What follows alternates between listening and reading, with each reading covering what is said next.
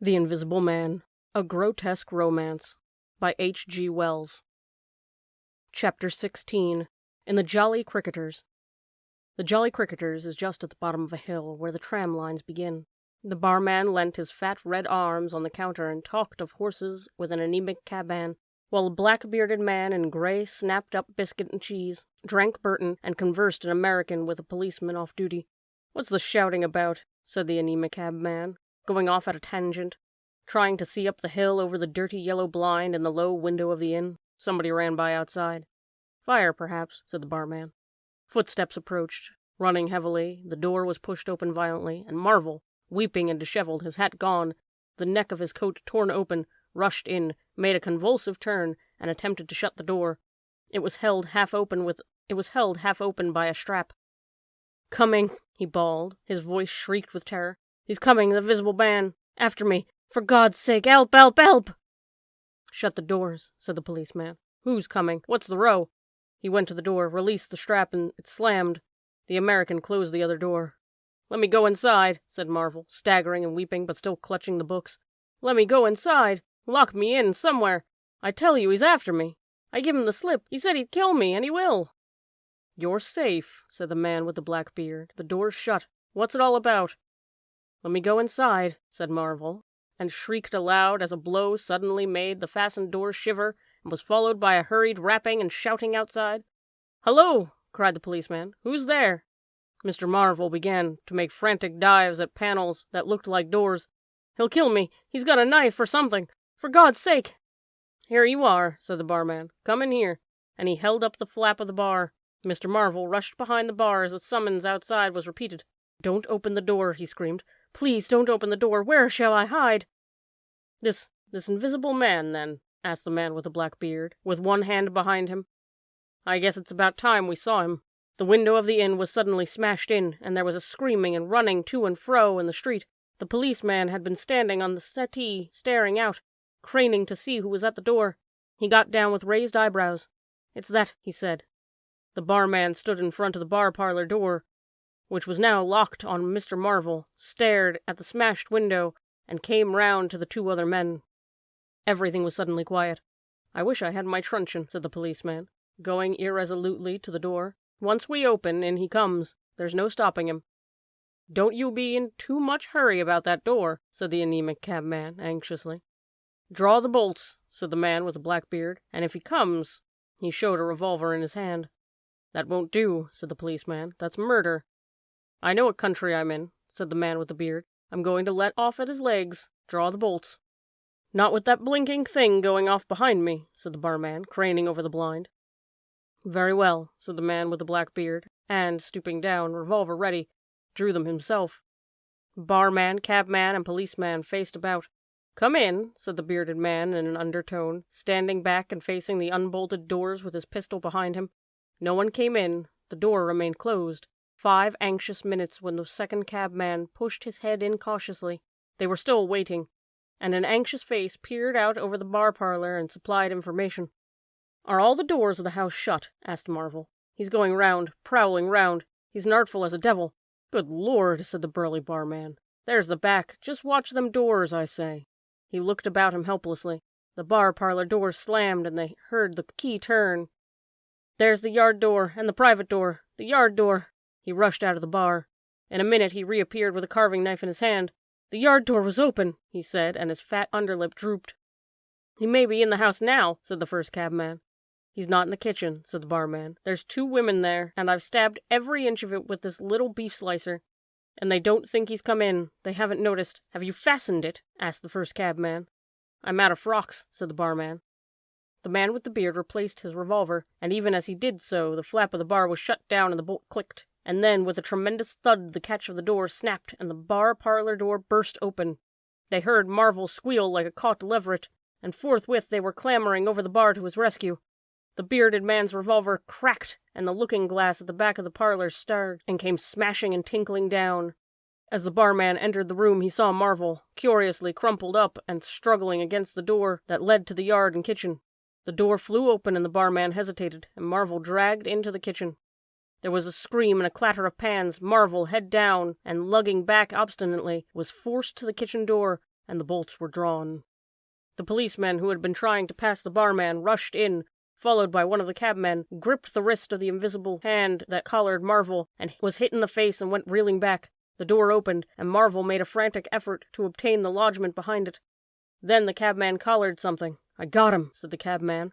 The barman's red hands came clawing at the unseen. "Here he is," said the barman.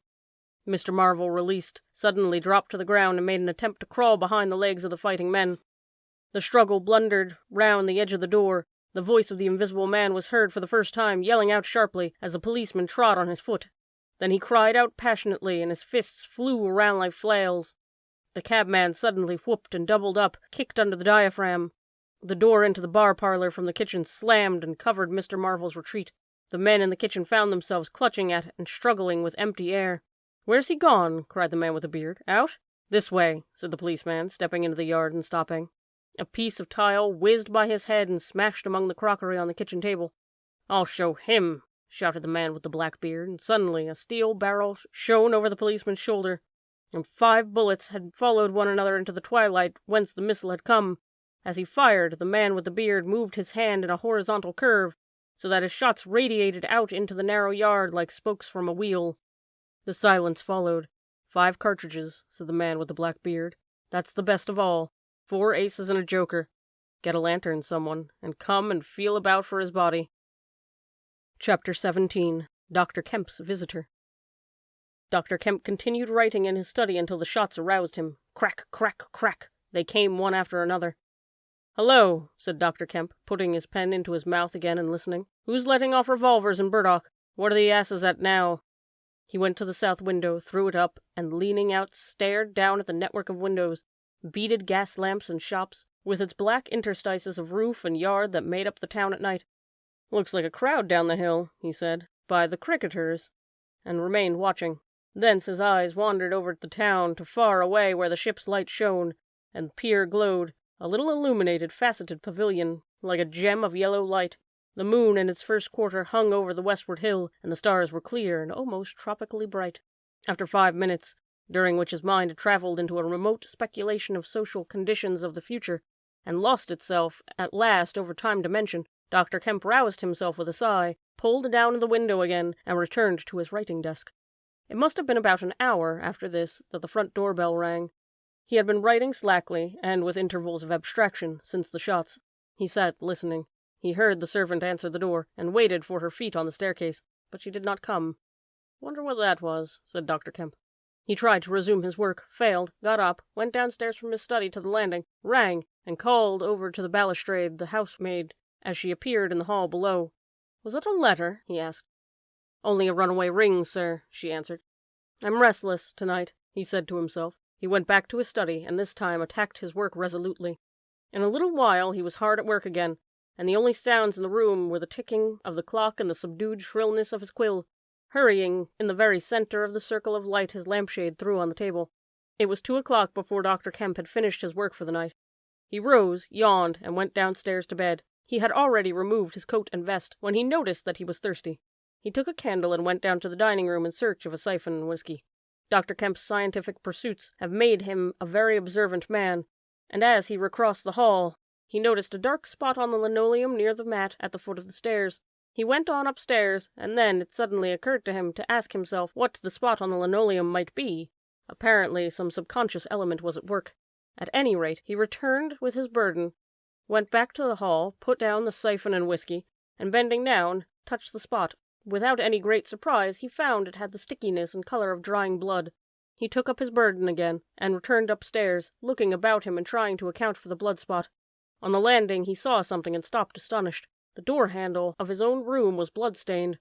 He looked at his own hand. It was quite clean, and then he remembered that the door of his room had been open when he came down from his study, and that consequently he had not touched the handle at all. He went straight into his room, his face quite calm, perhaps a trifle more resolute than usual. His glance, wandering inquisitively, fell on the bed. On the counterpane was a mess of blood, and the sheet had been torn. He had not noticed this before, because he had walked straight to the dressing-table. On the further side, the bedclothes were depressed as if someone had been recently sitting there. Then he had an odd impression that he had heard a low voice say, "Good heavens, Kemp!" But Dr. Kemp was no believer in voices. He stood staring at the tumbled sheets. Was that really a voice? He looked about again, but noticed nothing further than the disordered and blood-stained bed. Then he distinctly heard a movement across the room, near the wash-hand stand. All men, however highly educated, retain some superstitious inklings. The feeling that is called eerie came upon him. He closed the door of the room, came forward to the dressing-table, and put down his burdens. Suddenly, with a start, he perceived a coiled and blood-stained bandage of linen rag hanging in mid-air between him and the wash-hand stand. He stared at this in amazement. It was an empty bandage, a bandage properly tied but quite empty. He would have advanced to grasp it, but a touch arrested him, and a voice squeaking quite close to him. "Kemp," said the voice. "Eh?" said Kemp with his mouth open. "Keep your nerve," said the voice. "I'm an invisible man." Kemp made no answer for a space, simply stared at the bandage. "Invisible man?" he said. "I am an invisible man," repeated the voice. The story he had been active to ridicule only that morning rushed through Kemp's brain. He does not appear to have been either very much frightened or very greatly surprised at that moment. Realization came later. "I thought it was all a lie," he said. The thought uppermost in his mind was the reiterated arguments of the morning. "Have you a bandage on?" he asked. "Yes," said the invisible man. "Oh," said Kemp, and then roused himself. "I say," he said, "but this is nonsense. It's some trick." He stepped forward suddenly, and his hand, extended towards the bandage, met invisible fingers. He recoiled at the touch, and his color changed. "Keep steady, Kemp, for God's sake. I want help badly. Stop." The hand gripped his arm. He struck at it. "Kemp!" cried the voice. "Kemp, keep steady!" And the grip tightened.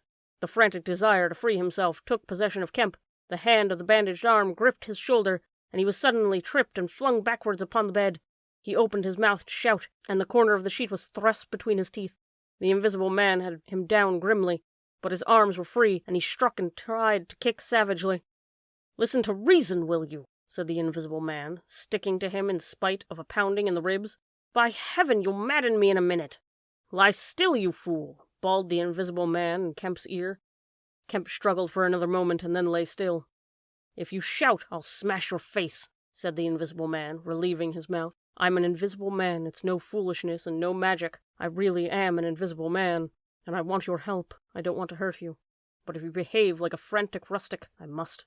Do you remember me, Kemp? Griffin of University College?" "Let me get up," said Kemp. "I'll stop where I am, and let me sit quiet for a minute." He sat up and felt his neck. "I'm Griffin of University College, and I've made myself visible. I'm just an ordinary man, a man you have known made invisible." "Griffin?" said Kemp. "Griffin," answered the voice. "A younger student than you were, almost an albino, 6 feet high and broad, with a pink and white face and red eyes, who won the medal for chemistry." "I am confused," said Kemp. "My brain is rioting. What has this to do with Griffin?" "I am Griffin." Kemp thought. "It's horrible," he said. "But what devilry must happen to make a man invisible?" "It's no devilry. It's a process, sane and intelligible enough." "It's horrible," said Kemp. "How on earth?" "It's horrible enough, but I'm wounded and in pain and tired." "Great God, Kemp, you are a man. Take it steady. Give me some food and drink, and let me sit down here." Kemp stared at the bandage as it moved across the room, and then saw a basket chair dragged across the floor and come to rest near the bed. It creaked, and the seat was depressed a quarter of an inch or so. He rubbed his eyes and felt his neck again. "This beats ghosts," he said, and laughed stupidly. "That's better. Thank heaven you're getting sensible." "Or silly," said Kemp, and knuckled his eyes. "Give me some whiskey. I'm near dead." "It didn't feel so. Where are you?" "If I get up, shall I run into you? There, all right. Whiskey? Here. Where shall I give it to you?" The chair creaked, and Kemp felt the glass drawn away from him. He let go by an effort. His instinct was all against it. It came to rest poised 20 inches above the front edge of the seat of the chair. He stared at it in infinite perplexity. This must be hypnotism. You have suggested you are invisible." "Nonsense," said the voice. "It's frantic. Listen to me." "I demonstrated conclusively this morning," began Kemp, "that invisibility—" "Never mind what you've demonstrated. I'm starving," said the voice, "and the night is chilly to a man without clothes." "Food?" said Kemp. The tumbler of whiskey tilted itself. "Yes," said the invisible man, rapping it down. "Have you a dressing gown?" Kemp made some exclamation in an undertone. He walked to the wardrobe and produced a robe of dingy scarlet. "This do?" he asked. It was taken from him. It hung limp for a moment in mid-air, fluttered weirdly, stood full and decorous, buttoning itself, and sat down in his chair. Drawers, socks, slippers would be a comfort, said the unseen curtly. And food. Anything, but this is the insanest thing I ever was in my life. He turned out his drawers for the articles and went downstairs to ransack his larder. He came back with some cold cutlets and bread, pulled up a light table, and placed them before his guest. Never mind knives, said his visitor, and a cutlet hung in mid-air, with the sound of gnawing. Invisible, said Kemp, and sat down on a bedroom chair. I always like to get something about me before I eat, said the invisible man, with a full mouth, eating greedily. Queer fancy. I suppose that wrist is all right, said Kemp. Trust me, said the invisible man. Of all the strange and wonderful. Exactly, but it's odd I should blunder into your house to get my bandaging. My first stroke of luck. Anyhow, I meant to sleep in this house tonight. You must stand that. It's a filthy nuisance, my blood showing, isn't it? Quite a clot over there. Gets visible as it coagulates, I see. It's the only living tissue I've changed, and only for as long as I'm alive. I've been in the house 3 hours. But how's it done? Began Kemp, in a tone of exasperation. Confound it, the whole business. It's unreasonable from beginning to end. Quite reasonable, said the invisible man. Perfectly reasonable. He reached over and secured the whiskey bottle. Kemp stared at the devouring dressing-gown. A ray of candlelight, penetrating a torn patch in the right shoulder, made a triangle of light under the left ribs. What were the shots? He asked. How did the shooting begin? There was a real fool of a man, a sort of confederate of mine, curse him, who tried to steal my money, has done so. Is he invisible too? No. Well, can't I have some more to eat before I tell you all that? I'm hungry and pain. And you want me to tell you stories. Kemp got up. You didn't do any shooting? He asked.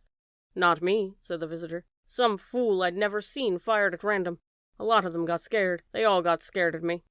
Curse them, I say. I want more to eat than this, Kemp. I'll see what there is to eat downstairs, said Kemp. Not much, I'm afraid. After he had done eating, and he made a heavy meal, the invisible man demanded a cigar. He bit at the end savagely before Kemp could find a knife, and cursed when the outer leaf loosened. It was strange to see him smoking. His mouth and throat and pharynx and nares became visible as a sort of whirling smoke cast.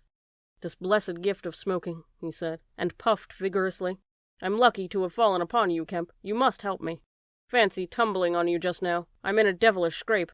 I've been mad, I think, the things I've been through. But we will do things yet, let me tell you. He helped himself to more whiskey and soda. Kemp got up, looked about him, and fetched a glass from his spare room. It's wild, but I suppose I may drink. You haven't changed much, Kemp, these dozen years. You fair men don't. Cool and methodical after the first collapse. I must tell you, we will work together. But how was it all done? Said Kemp. And how did you get like this? For God's sake, let me smoke in peace for a little while, and then I will begin to tell you. But the story was not told that night. The invisible man's wrist was growing painful. He was feverish, exhausted, and his mind came round to brood upon the chase down the hill and struggle at the inn. He spoke in fragments of marvel. He smoked faster. His voice grew angry. Kemp tried to gather what he could. He was afraid of me. I could see that he was afraid of me, said the invisible man many times over. He meant to give me the slip. He was always casting about. What a fool I was. The cur! I should have killed him. Where did you get the money? Asked Kemp abruptly. The invisible man was silent for a space.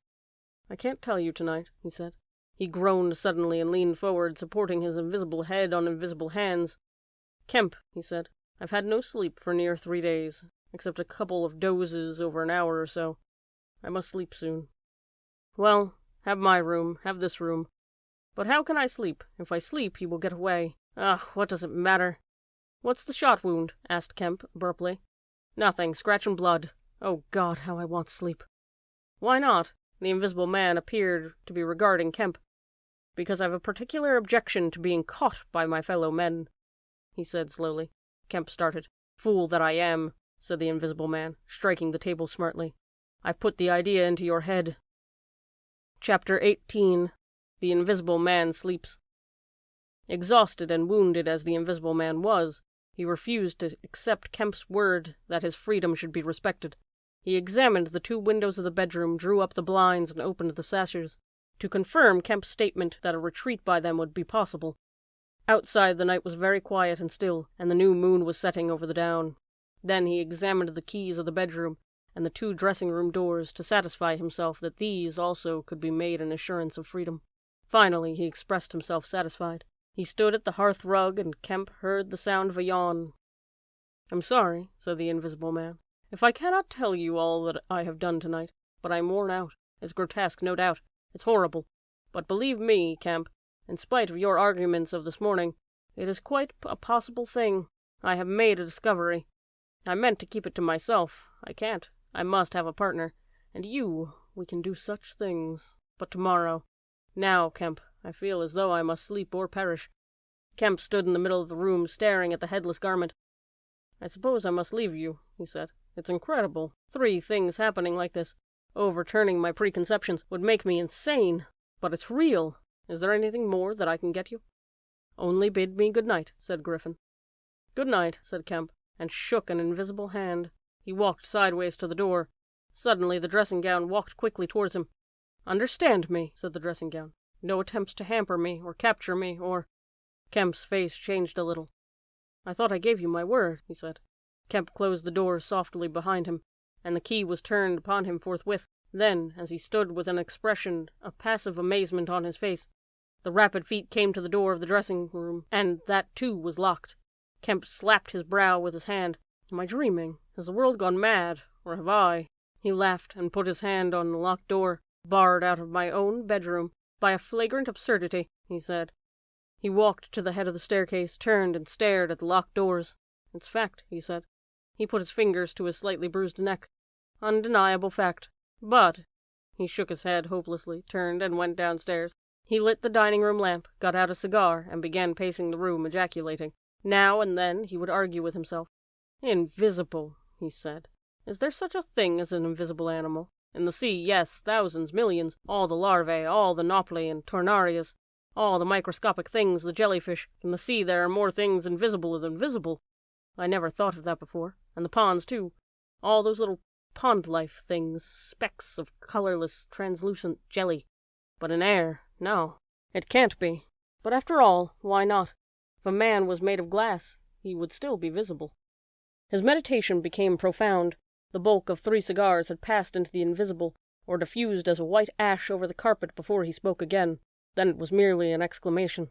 He turned aside, walked out of the room, and went into his own little consulting room and lit the gas there. It was a little room because Dr. Kemp did not live by practice, and in it were the day's newspapers. The morning's paper lay carelessly opened and thrown aside. He caught it up, turned it over, and read the account of a strange story from Iping that the mariner at Port Stowe had spelt over so painfully to Mr. Marvel. Kemp read it swiftly. "Wrapped up," said Kemp. "Disguised, hiding it. No one seems to have been aware of his misfortune. What the devil is his game?" He dropped the paper, and his eye went seeking. "Ah," he said, and caught up the St. James Gazette, lying folded as it arrived. "Now we shall get the truth," said Dr. Kemp. He rent the papers open. A couple of columns confronted him. "An entire village in Sussex goes mad," was the heading. "Good heavens," said Kemp, reading eagerly an incredulous account of the events of Iping, of the previous afternoon that have already been described. Over the leaf, the report in the morning paper had been reprinted. He reread it, ran through the streets, striking right and left, Jaffers insensible, Mr. Huckster in great pain, still unable to describe what he saw, painful humiliation, Vicar, woman ill with terror, windows smashed, the extraordinary story, probably a fabrication, too good not to print, cum grano. He dropped the paper and stared blankly in front of him. Probably a fabrication. He caught up the paper again and reread the whole business. But when does the tramp come in? Why the deuce was he chasing the tramp? He sat down abruptly on the surgical bench. "He's not only invisible," he said, "but he's mad, homicidal." When dawn came to mingle its pallor with the lamp light and cigar smoke of the dining room, Kemp was still pacing up and down, trying to grasp the incredible. He was altogether too excited to sleep. His servants, descending sleepily, discovered him, and were inclined to think that overstudy had worked this ill on him. He gave them extraordinary but quite explicit instructions to lay breakfast for 2 in the Belvedere study, and then to confine themselves to the basement and ground floor. Then he continued to pace the dining room until the morning paper came. That had much to say and little to tell, beyond the confirmation of the evening before, and a very badly written account of another remarkable tale of Port Burdock. This gave Kemp the essence of the happenings of the Jolly Cricketers and the man named Marvel. He has made me keep with him for 24 hours, Marvel testified. Certain minor facts were added to the Iping story, notably the cutting of the village telegraph wire, but there was nothing to throw light on the connection between the Invisible Man and the tramp, for Mr. Marvel had supplied no information about the 3 books, or the money with which he was lined. The incredulous tone had vanished, and a shoal of reporters and inquirers were already at work elaborating the matter. Kemp read every scrap of the report, and sent his housemaid to get every one of the morning papers she could. These also he devoured. "He is invisible," he said, "and it reads like rage growing to mania. The things he may do, and he's upstairs free as the air. What on earth ought I to do? For instance, would it be a breach of faith if— No." He went to the little untidy desk in the corner, and began a note. He tore this up half-written, and wrote another. He read it over and considered it. Then he took an envelope and addressed it to Colonel Ade, Port Burdock. The Invisible Man awoke even as Kemp was doing this. He awoke in an evil temper, and Kemp, alert for every sound, heard this pattering feet rush suddenly across the bedroom overhead. Then a chair was flung over, and a wash-hand-stand tumbler smashed. Kemp hurried upstairs and rapped eagerly. Chapter 19. Certain First Principles. "What's the matter?" asked Kemp when the Invisible Man admitted him in. "Nothing," was the answer. "But confound it, the smash!" "Fit of temper," said the Invisible Man. "Forgot this arm, and it's sore." "You're rather liable to that sort of thing." "I am." Kemp walked across the room and picked up the fragments of broken glass. "All the facts are out about you," said Kemp, standing with the glass still in his hand. "All that happened at Iping and down the hill.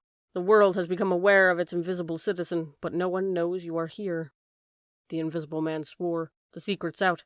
I gather it was a secret. I don't know what your plans are, but of course I'm anxious to help you." The Invisible Man sat down on the bed. "There's breakfast upstairs," said Kemp, speaking as easily as possible, and he was delighted to find his guest rose willingly. Kemp led the way up the narrow staircase to the belvedere. "Before we can do anything else," said Kemp, "I must understand a little more about this invisibility of yours." He had sat down, after one nervous glance out of the window, with the air of a man who was talking to do. His doubts of the sanity of the entire business flashed and vanished again as he looked across to where Griffin sat at the breakfast table, a headless, handless dressing-gown, wiping unseen lips on a miraculously held serviette. "It's simple enough and credible enough," said Griffin, putting the serviette aside and leaning the invisible head on an invisible hand. "No doubt to you, but—" Kemp laughed. "Well, yes, to me it seemed wonderful at first, no doubt. But now, great God! But we will do great things yet. I came on the stuff first at Chesilstowe." "Chesilstowe?" "I went there after I left London. You know I dropped medicine and took up physics. No? Well, I did. Light fascinated me." "Ah." "Optical density. The whole subject is a network of riddles, a network of solutions glimmering elusively through. And being but 22 and full of enthusiasm, I said, I will devote my life to this. This is worthwhile. You know what fools we are at 22. "Fools then, or fools now," said Kemp, as though knowing could be any satisfaction to a man. "But I went to work like a slave, and I had hardly worked and thought about the matter 6 months before light came through one of the meshes suddenly, blindingly. I found a general principle of pigments and refraction, formula, a geometrical expression involving 4 dimensions.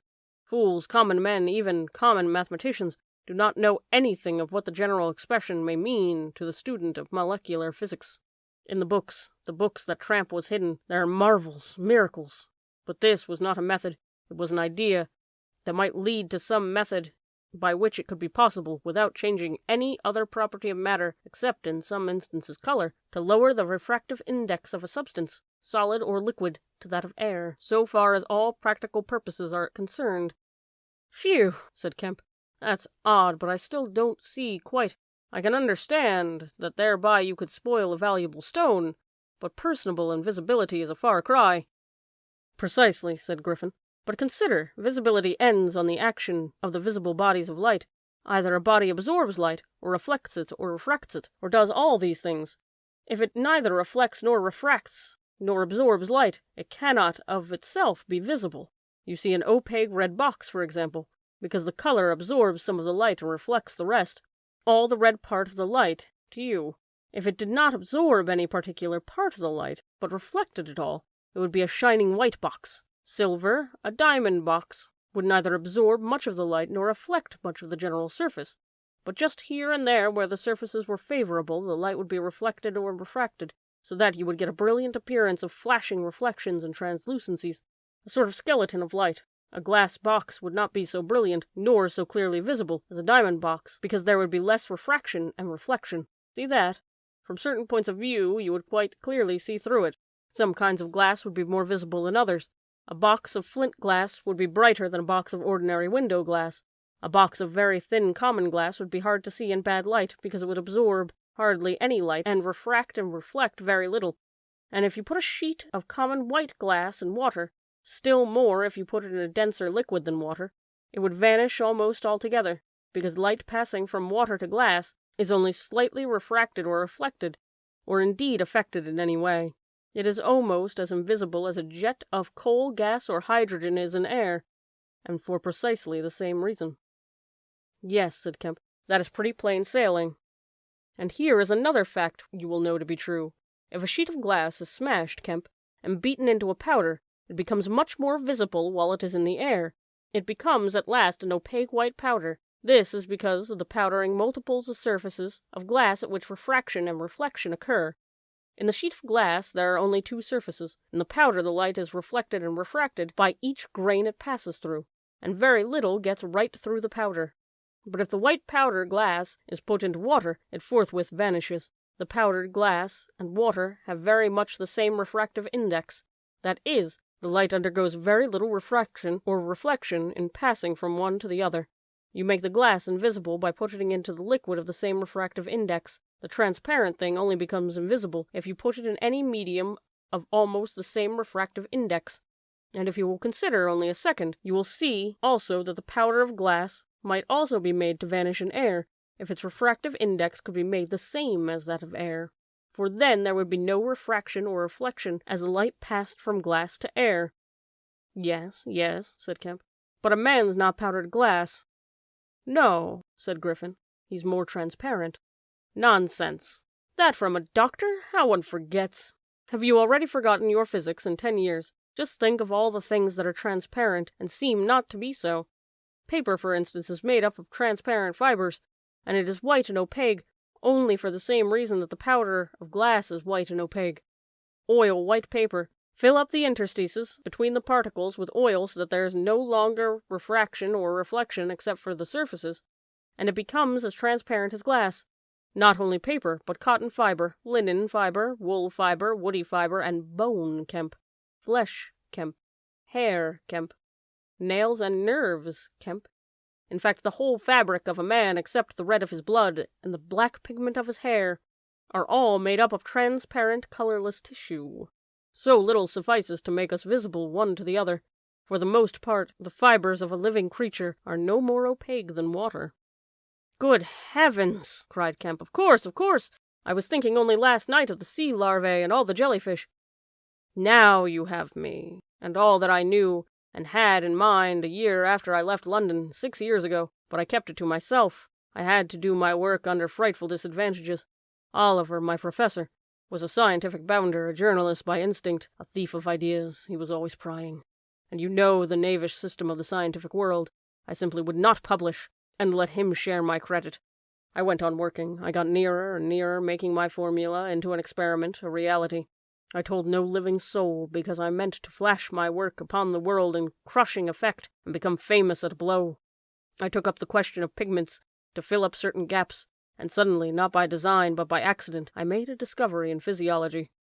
Yes? You know the red coloring matter of blood. It can be made white, colorless, and remain with all the functions it has now. Kemp gave a cry of incredulous amazement. The Invisible Man rose and began pacing the little study. Well, you may exclaim, I remember that night. It was late at night. In the daytime one was bothered with the gaping, silly students, and I worked then sometimes till dawn. It came suddenly, splendid and complete in my mind. I was alone. The laboratory was still, with the tall lights burning brightly and silently. In all my great moments I have been alone. One could make an animal, a tissue, transparent. One could make it invisible, all except the pigments. I could be invisible. And said, suddenly realizing what it meant to be an albino with such knowledge. It was overwhelming. I left the filtering I was doing, and went and stared out of the great window at the stars. I can be invisible, I repeated.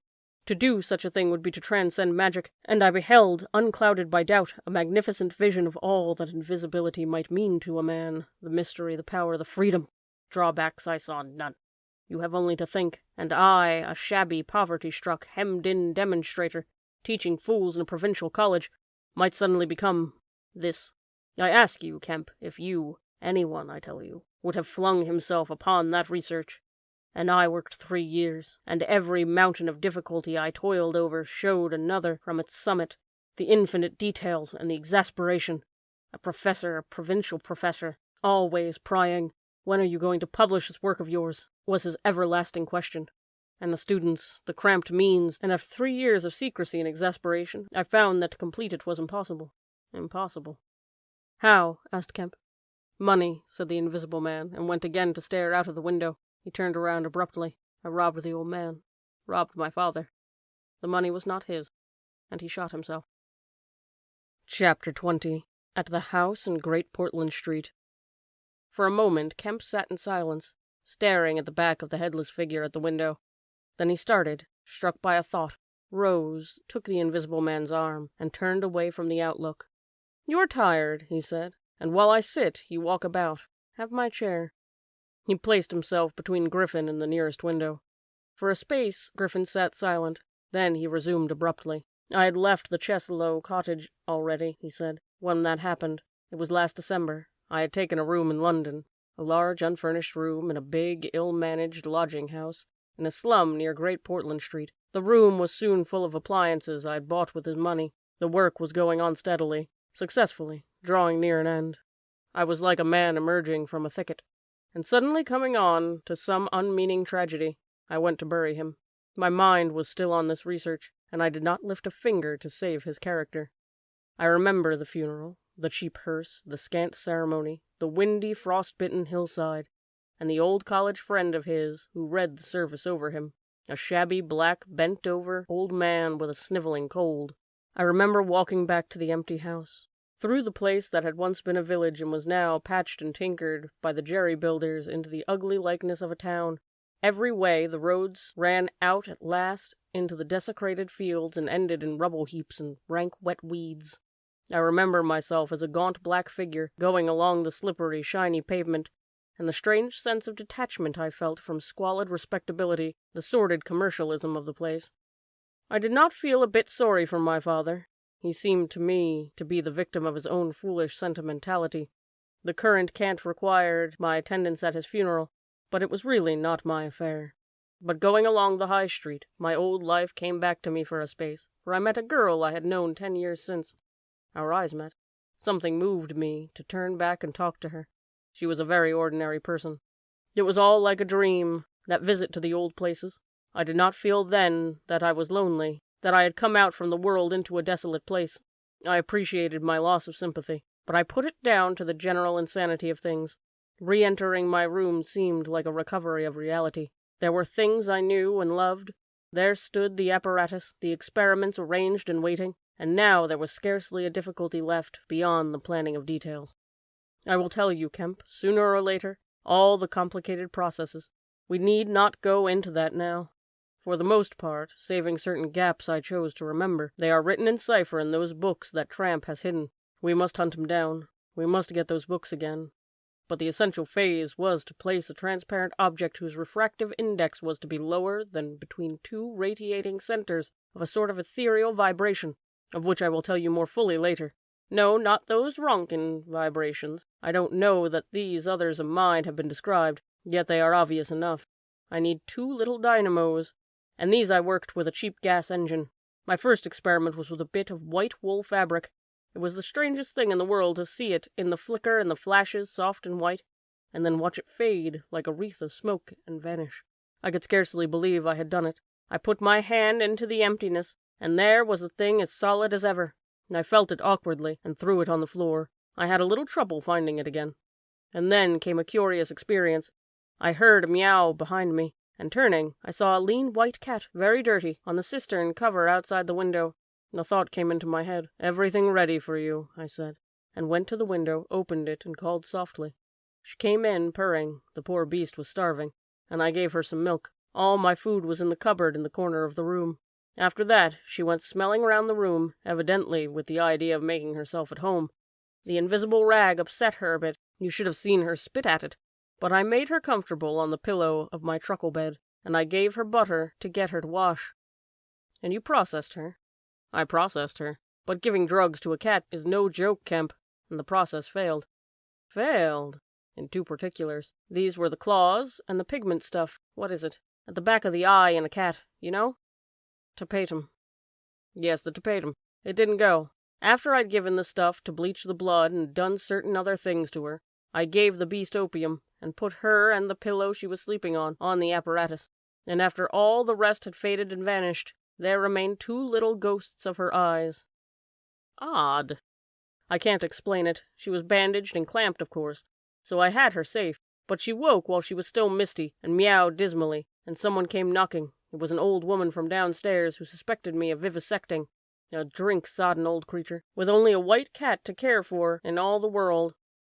I whipped out some chloroform, applied it, and answered the door. Did I hear a cat? She asked. My cat? Not here, said I, very politely.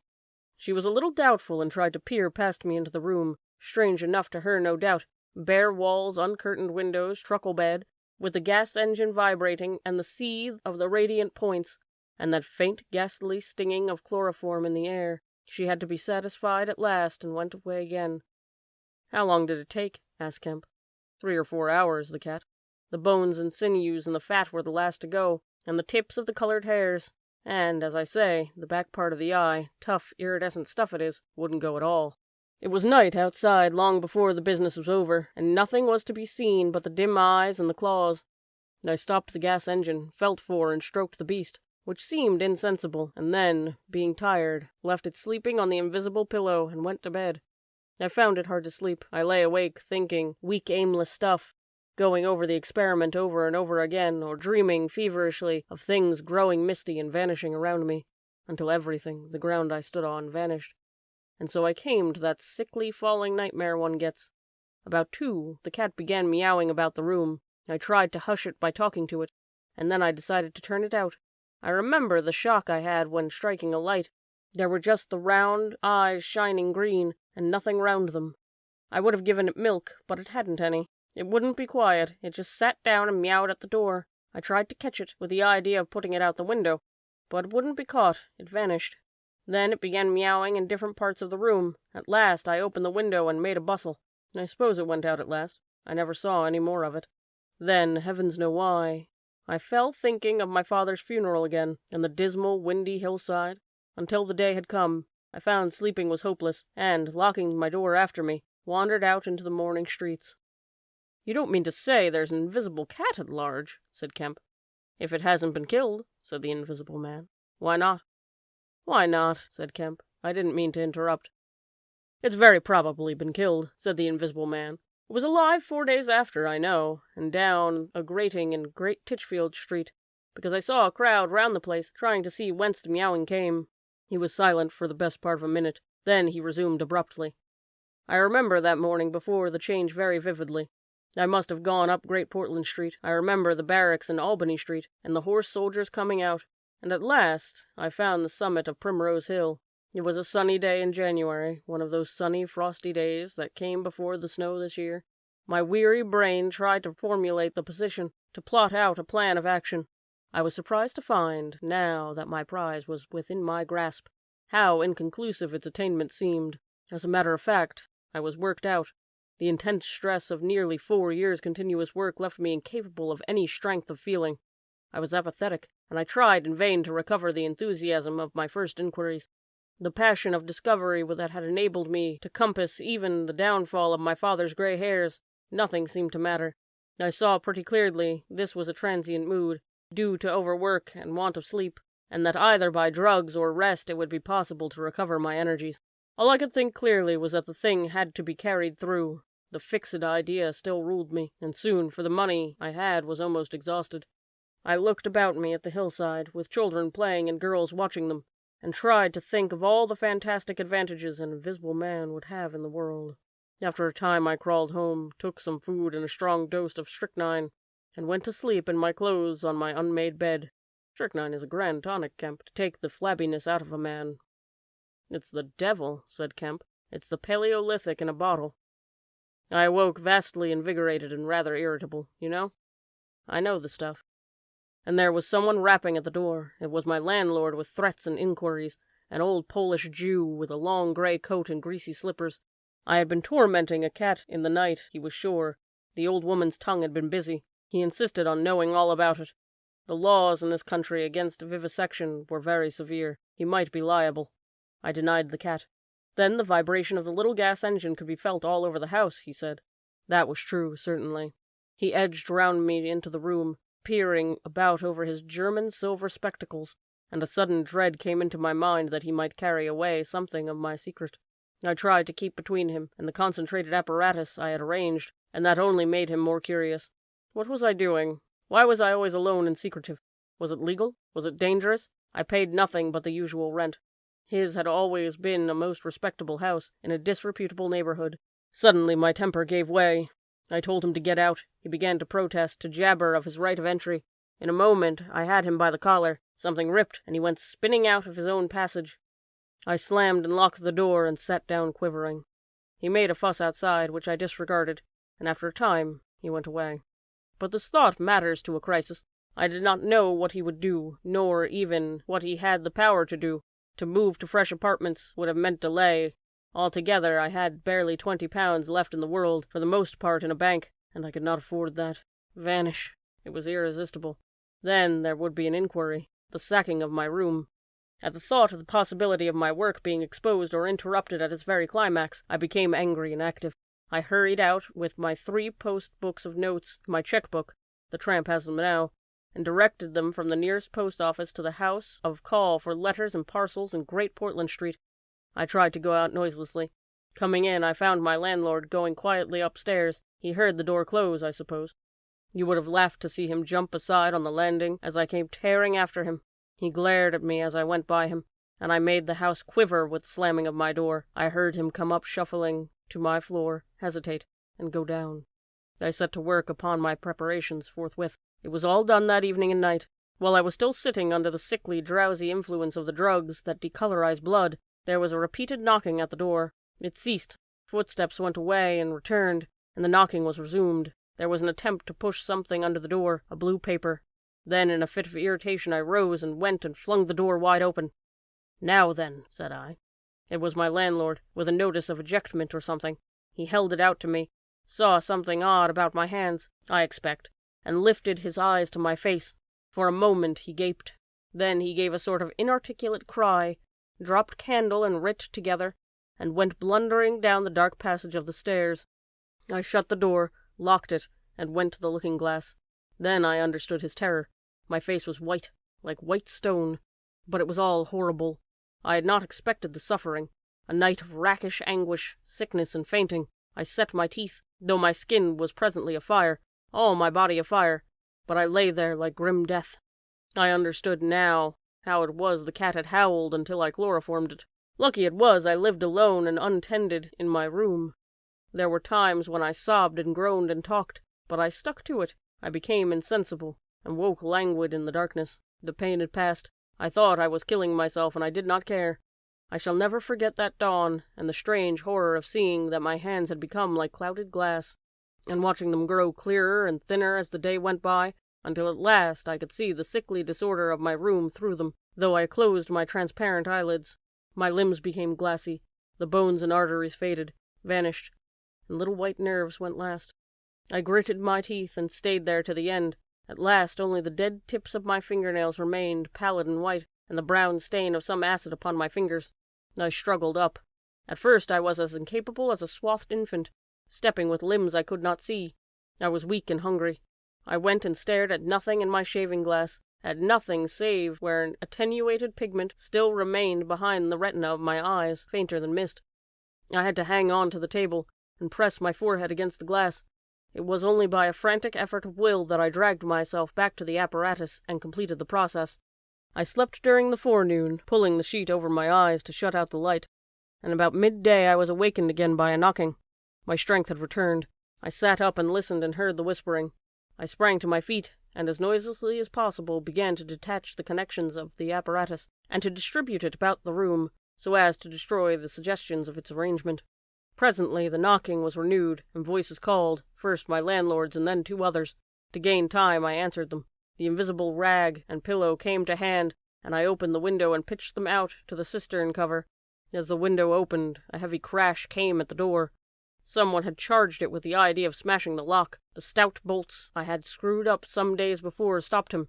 That startled me, made me angry. I began to tremble and do things hurriedly. I tossed together some loose paper, straw, packing paper, and so forth in the middle of the room, and turned on the gas. Heavy blows began to rain upon the door. I could not find the matches. I beat my hands on the wall with rage. I turned down the gas again, stepped out of the window on the cistern cover, very softly lowered the sash, and sat down, secure and invisible, but quivering with anger, to watch events. They split a panel, I saw, and in another moment they had broken away from the staples of the bolts, and stood in the open doorway. It was the landlord and his 2 stepsons, sturdy young men of 3 or 4 and 20. Behind them fluttered the old hag of a woman from downstairs. You may imagine their astonishment to find the room empty. One of the younger men rushed to the window at once, flung it up, and stared out. His staring eyes and thick-lipped, bearded face came a foot from my face. I was half-minded to hit his silly countenance, but I arrested my doubled fist. He stared right through me. So did the others as they joined him. The old man went and peered under the bed, and then they all made a rush to the cupboard. They had to argue about it at length in Yiddish and Cockney English. They concluded that I had not answered them, that their imagination had deceived them. A feeling of extraordinary elation took the place of my anger as I sat outside the window and watched these 4 people. For the old lady came in, glancing suspiciously about her like a cat, trying to understand the riddle of my behavior. The old man, so far as I could understand his patois, agreed that the old lady that I was a vivisectionist. The sons protested in garbled English that I was an electrician, and appealed to the dynamos and radiators. They were all nervous about my arrival, although I found subsequently that they had bolted the front door. The old lady peered into the cupboard and under the bed, and one of the young men pushed up the register and stared up the chimney. One of my fellow lodgers, a costermonger, who shared the opposite room with a butcher, appeared on the landing, and he was called in and told incoherent things. It occurred to me that the radiators, if they fell into the hands of some acute, well-educated person, would give away too much, and watching my opportunity, I came into the room and tilted one of the little dynamos off its fellow, on which it was standing, and smashed both the apparatus. Then, while they were trying to explain the smash, I dodged out of the room and went softly downstairs. I went into one of the sitting rooms and waited until they came down, still speculating and argumentative, all a little disappointing to find no horrors, and all a little puzzled at how they stood legally toward me. Then I slipped up again with a box of matches, fired my heap of paper and rubbish, put the chairs and bedding thereby, led the gas to the affair by means of India rubber tube, waving a farewell to the room, left it for the last time. "You fired the house?" exclaimed Kemp. "Fired the house. It was the only way to cover my trail, and no doubt it was insured. I slipped the bolts of the front door quietly and went out into the street. I was invisible, and I was only just beginning to realize the extraordinary advantage my invisibility gave me. My head was already teeming with plans of all the wild and wonderful things I now had impunity to do.